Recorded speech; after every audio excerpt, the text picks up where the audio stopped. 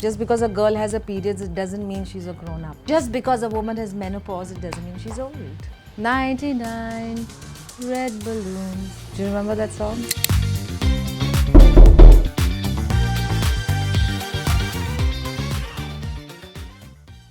Oh, several times, and one is always prepared for that. And also, I used to have exceptionally painful periods. In fact, I've consulted doctors even, ages ago in several parts of the world, and I was just told you have severe dysmenorrhea, and 7% of women in the world have that. Well, with lots of painkillers and a healthy diet, and I think lots of women have this problem. And strangely, women who don't have period pains just don't seem to understand it, so they don't understand what is period pains. They don't understand why a woman should be less productive during periods. And I think these are very, very wrong notions that some women carry and propagate, which is not in support of other women, because having been through very, very painful times myself, I know that it's a real problem. I mean, my sister once fainted and fell on her face and broke her front teeth. That's how painful periods can be for some women. In fact, I went into a big argument on Twitter, that time it was Twitter, with Barkha Dutt, on this very thing that if women start giving excuses of periods, then we'll never be equal. And like I said, men don't get periods. There's no question of equality in this regard. So I think women need to be sensitive to different women experiencing their periods very differently. Oh, it would stop functioning, they would just be sitting in a corner and complaining and not doing anything. I think we women are just trained to do a lot more and deal with, whatever life throws at us. I think so. See, that you have to psych yourself into. There are no excuses. Like, I know of people who cancel shoots because period pains are so extreme and stuff like that, which I understand, but I have never done that. I've never cancelled a work assignment. I've shown up, even if I'm passing out, even if I'm in extreme pain.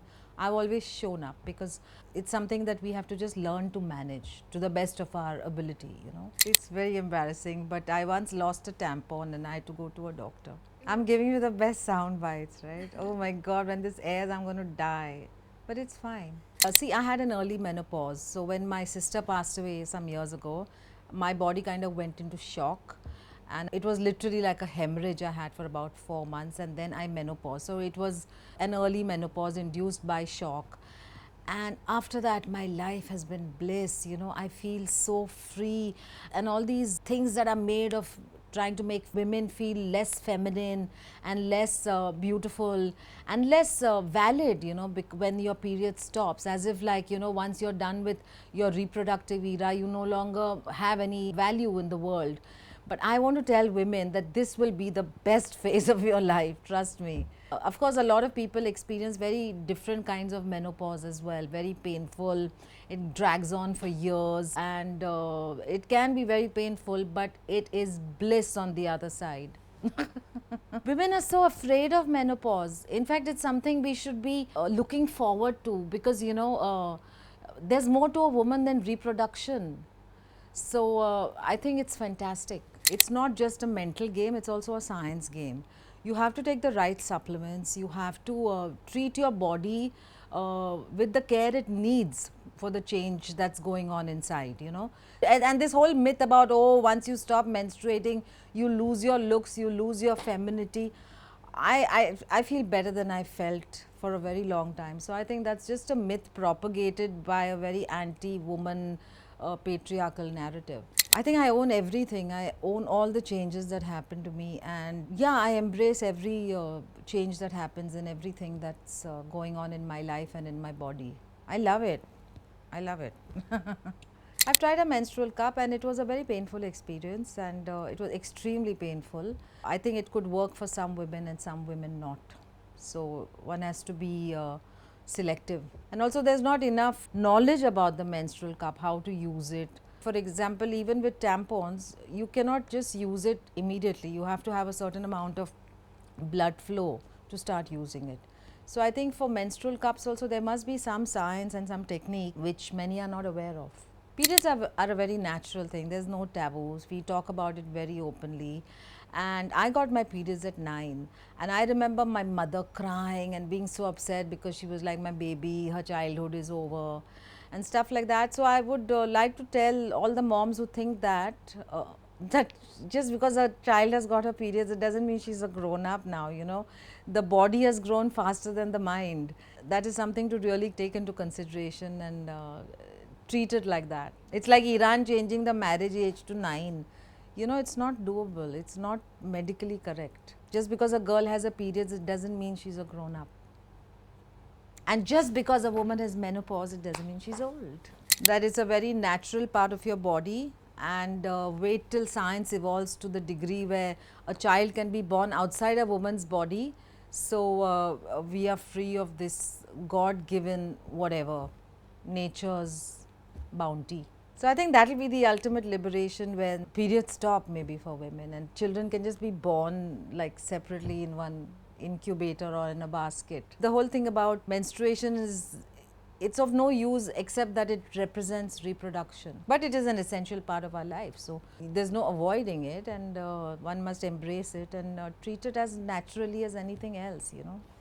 Devi Ma, because it embodies everything feminine and it's what we women are. You know, we are the blood. Without us, there can be no further blood. 99 red balloons. Do you remember that song? Old song. Yeah, 99 red balloons. Or red, red wine. I think red, red wine is perfect. Red, red wine. No, how does it go? Red, red wine. I can't remember how it goes. I love red wine, by the way.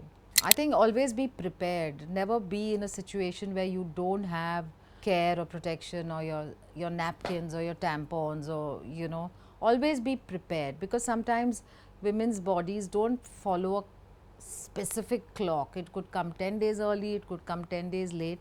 So never be unprepared. Just know that it's a very vital part of your life and you have to always be prepared for it. And there's no shame in staining. I mean, people who react grossly to staining are just very dumb, I think, and very insensitive. Women get so touchy about staining, it's so natural, you know. So there's this big taboo of girls on their period not touching pickle, not you know, visiting temples. Tell me, why is it only in India? There's no other culture that asks women to not touch pickles. How come other cultures have not discovered this raise in body heat? No, it is a bias and it is a way to ostracize something that's very essentially feminine and natural in half of the world. So I don't agree with this at all. It probably started as a thing to give women some rest in those days, you know, so you keep her outside, let her rest, let her not mingle, and then it actually became a form of ostracizing them and, you know, making the whole thing taboo. So there is no science to this raising the temperature, not touching pickles.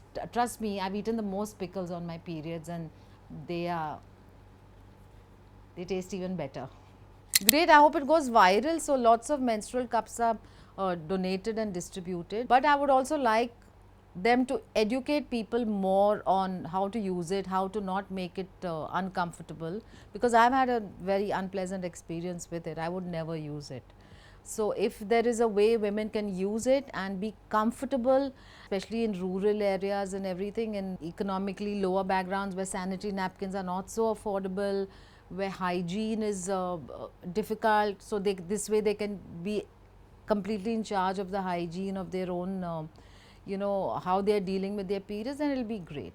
Like I said, I used to have extremely painful periods, extremely.